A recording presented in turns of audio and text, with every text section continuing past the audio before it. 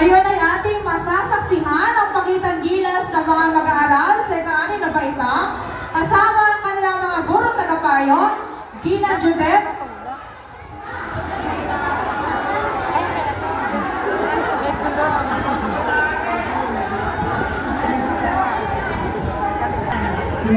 kasi ayaw pumayag na galing yung grade mo kanina. Kasama ang kanilang mga guro tagapayo, Ginang Janet E. de Guzman at Ginang Janice M. Ocampo. Ang kanilang mga pangunahing tagapagtaguyod ay sina Binibini Jennifer D. P. Santiago at Ginang Ruby M. Mariano.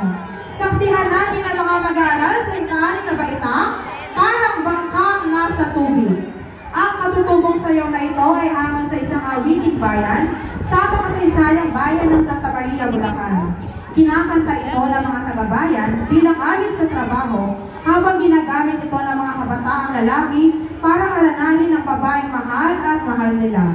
Noong unang bahagi ng 70s, isang sayaw ang nalikha mula sa kanta at ito ay ginanap ng mga sirkulista sa panahon ng Mañanitas para sa mga pagdiriwang ng kaarawan at mga pagtitipon sa relihiyon.